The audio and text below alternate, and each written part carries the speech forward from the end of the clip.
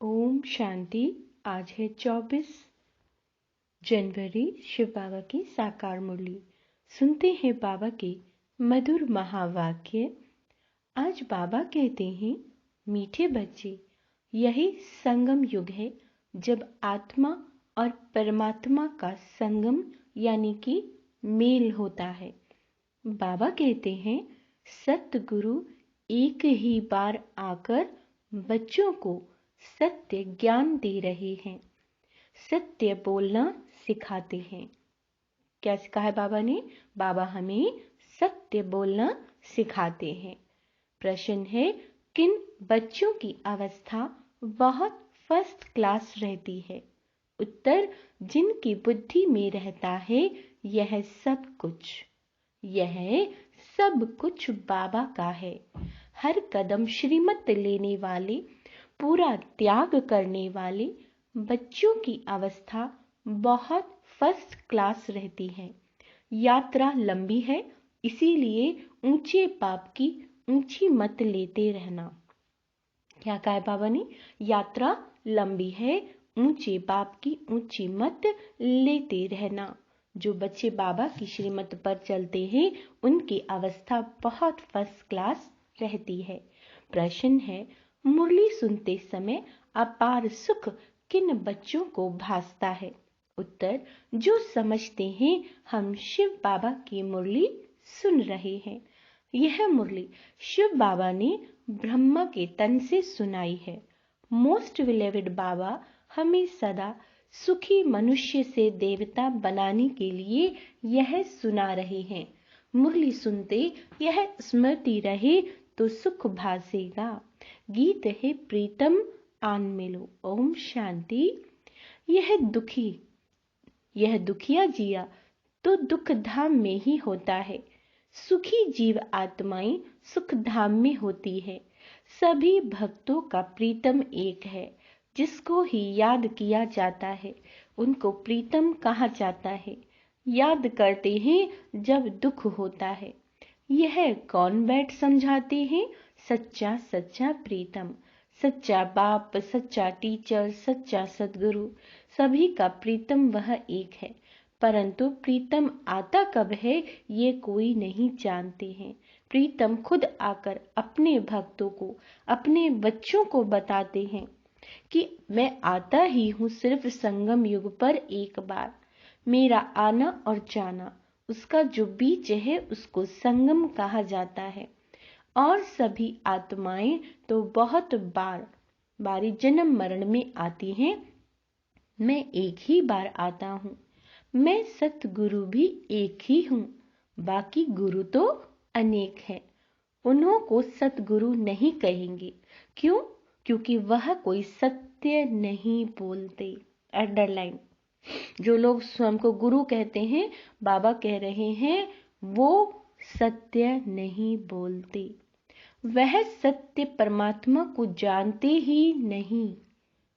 जो सत्य को जान जाते हैं वह हमेशा सत्य बोलते हैं।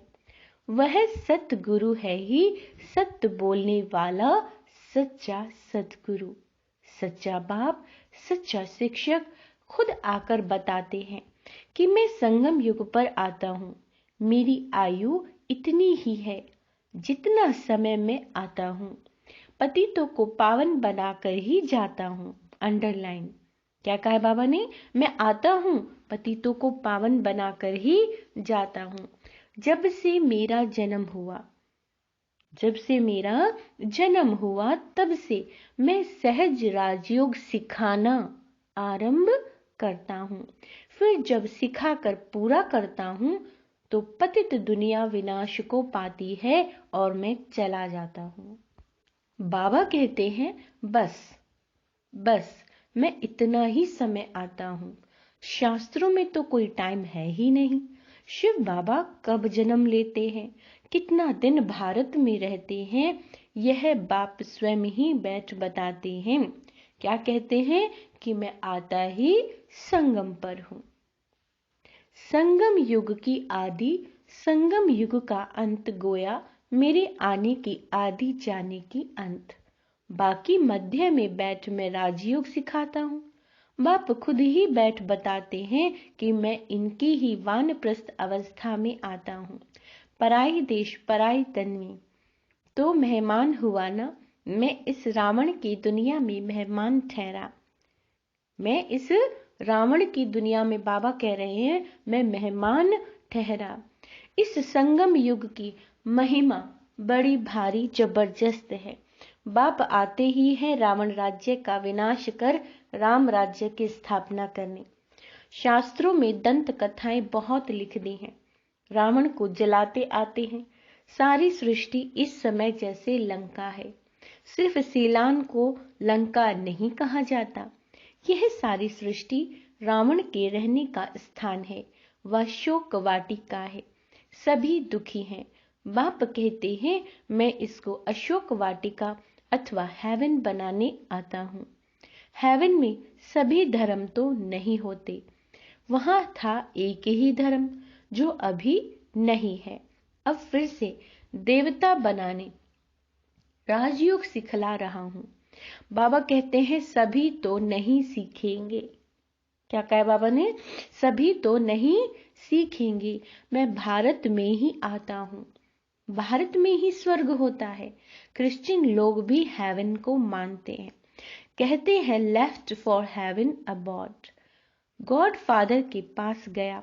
बाकी हेवन को थोड़े ही समझते हैं। हेवन अलग चीज है। तो बाप समझाते हैं कि मैं कब और कैसे आता हूं। आकर त्रिकालदर्शी बनाता हूं। त्रिकालदर्शी और कोई होता नहीं। सृष्टि के आदि मध्य अंत को मैं ही जानता हूं। अब कलयुग का विनाश होना है। आसार भी देखने में आ रहे हैं। संगम समय वही संगम का है। एक्यूरेट टाइम कुछ नहीं कह सकते। बाकी हाँ, राजधानी पूरी स्थापन हो जाएगी। बच्चे कर्मातीत अवस्था को पाएंगे तो ज्ञान खत्म हो जाएगा। लड़ाई आरंभ हो जाएगी। जब बच्चों की कर्मातीत अवस्था होगी, बाबा कह रहे हैं ज्ञान खत्म हो जाएगा और लड़ाई आरंभ हो जाएगी। मैं भी अपना पावन बनाने का पाठ पूरा करके जाऊंगा। देवी देवता धर्म स्थापन करना यह मेरा ही पार्ट है। भारतवासी यह कुछ भी नहीं जानते। अब शिवरात्रि मनाते तो जरूर शिव बाबा ने कोई कार्य तो किया होगा। उन्होंने फिर कृष्ण का नाम डाल दिया। यह तो कॉमन भूल देखने में आती है। बाबा कहते हैं शिव पुराण आदि किसी शास्त्र में भी यह नहीं है कि शिव बाबा आकर राजयोग सिखाते हैं। वास्तव में हर एक धर्म का एक एक शास्त्र है। देवता धर्म का भी एक शास्त्र होना चाहिए, परंतु उसका रचयिता कौन है इसमें ही मूंझ गए हैं। बाप समझाते हैं मुझे जरूर ब्रह्मा द्वारा ब्राह्मण धर्म रचना पड़े। ब्रह्मा मुख वंशावली ब्रह्मा कुमार कुमारियां ठहरे। बहुतों के नाम बदली हुए, उनसे बहुत भागंती हो गए। साथ ही रिप्लेस भी होते हैं। बाकी देखा गया है नाम से कोई फायदा नहीं। वह तो भूल भी जाते हैं। वास्तव में तुमको योग लगाना है बाप से। नाम शरीर का मिलता है, आत्मा का तो नाम है नहीं। आत्मा 84 जन्म लेती है। हर जन्म में नाम रूप देश काल सब कुछ बदल जाता है। ड्रामा में कोई को भी जो एक बारी पार्ट मिला हुआ है उसी रूप में फिर कभी पार्ट बजा न सके। वही पार्ट फिर 5000 वर्ष के बाद बजाएगी आत्मा। ऐसे नहीं कृष्ण उसी नाम रूप से फिर कोई आ सकता है, नहीं। यह तो जानते हो आत्मा एक शरीर छोड़कर दूसरा लेती है तो फीचर आदि एक ना मिले दूसरे से। 5 तत्वों के अनुसार फीचर्स बदलते जाते हैं। कितने फीचर्स हैं, परंतु यह सब पहले से ही ड्रामा में नूद है। नया कुछ भी नहीं बनता। अब शिवरात्रि मनाई जाती है। जरूर शिव आया है, जरूर शिव आया है। वही सारी दुनिया का प्रीतम है। लक्ष्मी नारायण राधा कृष्ण व ब्रह्मा विष्णु आदि कोई प्रीतम नहीं है। गॉड फादर ही प्रीतम है। बाप तो जरूर वर्षा देते हैं। क्या देते हैं बाबा? वर्षा देते हैं। इसीलिए बाप प्यारा लगता है, सभी को लगता है ना। बाप कहते हैं मुझे याद करो। क्यों? क्योंकि मेरे से तुमको वर्षा पाना है। बच्चे जानते हैं ये पढ़ाई अनुसार जाकर सूर्यवंशी देवता व चंद्रवंशी क्षत्रिय बनेंगे। वास्तव में सभी भारतवासियों का धर्म एक होना चाहिए, परंतु देवता धर्म नाम बदल हिंदू नाम रख दिया। क्यों? क्योंकि वह दैवी गुण नहीं है। अब बाप बैठ धारण कराते हैं, कहते हैं अपने को आत्मा समझ अशरीरी हो जाओ। क्या कहा आज बाबा ने? खुद को आत्मा समझो और अशरीरी हो जाओ। तुम कोई परमात्मा नहीं हो, परमात्मा तो एक शिव है, वह सभी का प्रीतम। एक ही बार संगम पर आते हैं। ये संगम बहुत छोटा है, सभी धर्मों का विनाश होगा, सभी धर्मों का। ब्राह्मण कुल भी वापस जाएगा। क्यों? क्योंकि उन्हों को फिर दैवी कुल में ट्रांसफर होना है। वास्तव में बाबा कहते हैं ये पढ़ाई है, सिर्फ भेंट की जाती है। यह विषय विकार है जहर, जहर।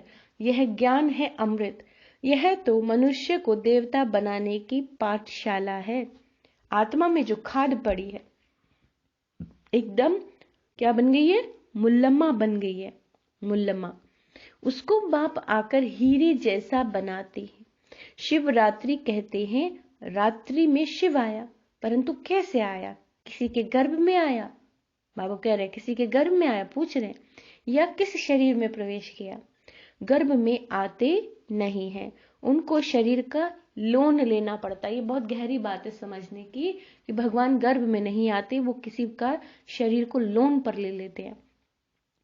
वह जरूर आकर के नरक को स्वर्ग बनाएंगे, परंतु कब और कैसे आते हैं ये किसी को पता नहीं। शास्त्र तो बहुत पढ़ते रहते, परंतु मुक्ति और जीवन मुक्ति तो किसी को मिलती ही नहीं है। और ही क्या हो गए? तमो प्रधान बन गए। सो तो सभी को जरूर बनना है, सभी मनुष्यों को स्टेज पर जरूर हाजिर होना है। बाबा कहते हैं बाप आते ही अंत में है, उनकी ही सब महिमा गाते हैं कि तुम्हारी गत मत तुम ही जानो, तुम्हारे में क्या ज्ञान है, कैसे तुम सदगति करते हो, सो तो तुम ही जानो। तो वह श्रीमत देने आएगा तो जरूर ना, परंतु कैसे आते हैं, है ना, किस शरीर में आते हैं वह कोई जानते नहीं। खुद कहते हैं साधारण तन में मुझे आना है, मुझे ब्रह्मा नाम भी जरूर रखना पड़े, नहीं तो ब्राह्मण कैसे पैदा होंगे? ब्रह्मा कैसे आए? ब्रह्मा कहाँ से आए? ऊपर से तो नहीं आएगा। वह सूक्ष्म वतनवासी अव्यक्त संपूर्ण ब्रह्मा। यहाँ तो जरूर व्यक्त में आकर रचना रचनी पड़े। व्यक्त में आकर हम अनुभव से बता सकते हैं। इतना समय आते हैं और जाते हैं। बाबा कहते हैं मैं भी ड्रामा में बंधा हुआ हूँ, बांधा हुआ हूँ, और मेरा पार्ट भी सिर्फ एक बार आने का है। भले दुनिया में उपद्रव बहुत होते रहते हैं, उस समय कितना ईश्वर को पुकारते हैं, परंतु मुझे तो अपने समय पर ही आना है, और आता भी हूँ वानप्रस्थ अवस्था में। यह ज्ञान तो बहुत सहज है, परंतु अवस्था जमाने में मेहनत है, इसीलिए कहेंगे मंजिल बड़ी ऊंची है। बाप नॉलेजफुल है तो जरूर उसने बच्चों को नॉलेज दी है, तब तो उसका गायन है तुम्हारी गत मत तुम ही जानो। बाप कहते हैं मेरे पास जो सुख शांति का खजाना है वह बच्चों को ही आकर देता हूँ। यह जो माताओं पर अत्याचार आदि होते हैं यह भी ड्रामा में नूंद है, तब तो पाप का घड़ा भरेगा। कल्प कल्प ऐसे ही रिपीट होता है। यह बातें भी तुम अभी जानते हो फिर भूल जाएंगे। यह ज्ञान सतयुग में होता नहीं, अगर होता तो परंपरा चलता। बाबा कहते हैं वहां तो प्रारब्ध है। क्या है वहां? प्रारब्ध, जो अभी के पुरुषार्थ से पाते हैं। यहाँ के पुरुषार्थ वाली आत्माएं वहां होती हैं, दूसरी आत्माएं वहां होती नहीं, जिनको ज्ञान की दरकार रहे। यह भी जानते हैं कोई विरला निकलेगा, बहुत अच्छा अच्छा भी करेंगे। समझो विलायत वाला कोई बड़ा आदमी निकलता है, समझता है, परंतु कहाँ भट्टी में रहेंगे, क्या समझेंगे, कहेंगे बात तो ठीक है परंतु पवित्र नहीं रह सकते। अरे इतने सब पवित्र रहते हैं, शादी कर इकट्ठे रहकर फिर भी पवित्र रहते हैं। तो उन्हों को इनाम भी बहुत मिलेगा। यह भी रेस है। क्या कहा है बाबा ने? ये रेस है। उस रेस में फर्स्ट नंबर आने जाने में 4-5 लाख मिलेंगे। यहाँ तो 21 जन्मों के लिए राजा ही मिलती है, कम बात है। यह मुरली तो सब बच्चों के पास जाएगी, सब बच्चों के टेप में भी सुनेंगे, कहेंगे शिव बाबा ब्रह्म मतन से मुरली सुना रहे हैं, अथवा बच्चियां सुनाएंगी तो कहेंगे शिव बाबा की मुरली सुनाते हैं। तो बुद्धि एकदम वहां जानी चाहिए, वह सुख अंदर में भासना चाहिए। मोस्ट विलेवेड बाबा हमको सदा सुखी मनुष्य से देवता बनाते हैं, तो उनकी याद बहुत रहनी चाहिए, परंतु माया याद में रहने नहीं देती, ठहरने ही नहीं देती। बाबा कहते त्याग भी पूरा चाहिए। यह सब कुछ बाबा का है, यह अवस्था फर्स्ट क्लास रहनी चाहिए। बहुत बच्चे हैं जो श्रीमत लेते रहते हैं, श्रीमत में जरूर कल्याण ही होगा। मत भी ऊंची है, यात्रा भी लंबी है, फिर तुम उस मृत्यु लोक में नहीं आएंगे। सतयुग है ही अमर लोक। बाबा कहते हैं उस दिन बाबा ने बहुत अच्छी रीति समझाया कि वहां तुम मरते नहीं हो, खुशी से पुराना चोला छोड़कर नया ले लेते हो। सर्व का मिसाल तुम्हारे लिए तो है, ब्राह्मणी का भी तुम्हारे ऊपर मिसाल है, और कछुए का भी मिसाल है। सन्यासियों ने तो कॉपी की है। ब्राह्मणी का मिसाल अच्छा है, विष्टा के कीड़े को ज्ञान की भूभू कर परिस्तानी परी ज्यादा बनाते हैं। अभी पुरुषार्थ अच्छी तरह करना है, ऊंचा पद अथवा अच्छा नंबर लेना है तो मेहनत भी करनी है, भलधंधा आदि भी करो, वह टाइम छूट है। फिर भी टाइम बहुत मिलता है। अपना योग का चार्ट देखना चाहिए, क्योंकि माया बहुत विघन डालती है। बाबा बच्चों को बार बार समझाते हैं, मीठे बच्चे भूले चूके भी ऐसे मोस्ट विलेवेड बाप व साजन को फारकती कभी न देवें। इतना महामूर्ख कोई ना बने, परंतु माया बना देती है। अब आगे चल तुम देखेंगे, जो कुर्बान जाते थे, बहुत अच्छी सर्विस करते थे, उन्हों का भी माया क्या क्या हाल कर देती है, क्योंकि श्रीमत छोड़ देते हैं। इसलिए बाबा कहते हैं ऐसा बड़े ते बड़ा महामूर्ख नहीं बनना। अच्छा, मीठे मीठे सिक्की लदे बच्चों प्रति माता पिता बाप दादा का याद प्यार और गुड मॉर्निंग। रूहानी बाप की रूहानी बच्चों को नमस्ते।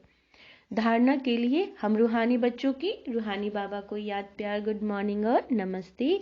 धारणा के लिए मुख्य सार, बाप द्वारा जो सुख शांति का खजाना मिला है, कौन सा मिला है? सुख और शांति का खजाना, वो सबको देना है। ज्ञान से अपनी अवस्था जमाने की मेहनत करनी है। आज बाबा क्यों कैसे कह रहे हैं कि ज्ञान से अपनी अवस्था जमानी है, जो बाबा श्रीमत दे रहे हैं। क्योंकि अभी अभी बाबा ने कहा है कि कुछ बच्चे ऐसे होते हैं कि माया के चक्रव्यूह में फंस जाते हैं, और वो माया के चक्रव्यूह में तब फंसते हैं जब वो ज्ञान का चिंतन नहीं करते, ज्ञान को धारण नहीं करते हैं। तो मुरली कितनी आवश्यक है हमारे लिए। बाबा कहते हैं दैवी गुण धारण करने के लिए देह भान को भूल अपने को आत्मा समझ अशरीरी बन एक प्रियतम को याद करना है। दैवी गुण आप तभी धारण कर सकते हो जब आप अपने को आत्मा समझेंगे, है ना। देह भान में रहेंगे तो दैवी गुण धारण नहीं होंगे। इसीलिए बाबा ने कहा अशरीरी बन एक बाबा को ही याद करना है, और कुछ याद नहीं करो बस, और कुछ याद भी ना आए। अब वरदान है विशेषता के बीज द्वारा संतुष्टता रूपी फल प्राप्त करने वाली विशेष आत्मा भव। इस विशेष संगम युग में विशेषता के बीज का सबसे बड़ा जो श्रेष्ठ फल है वो है संतुष्टता। इस विशेष युग में विशेषता के बीज का सबसे जो श्रेष्ठ फल है संतुष्टता। संतुष्ट रहना है और सभी को संतुष्ट करना, यही विशेष आत्मा की निशानी है। विशेष आत्मा क्या करेगी? खुद भी संतुष्ट रहेगी और दूसरों को भी संतुष्ट कराएगी। क्यों? क्योंकि ड्रामा कल्याणकारी है। जब ड्रामा में कुछ भी अकल्याण है ही नहीं, है ना, तो कुछ नेगेटिव है ही नहीं, जो भी हो रहा है सब अच्छा ही हो रहा है, तो हम भी रहेंगे संतुष्ट। बाबा बैठा है ना, और वो आत्माएं इस ज्ञान के आधार से दूसरों को भी संतुष्ट बना सकेंगी।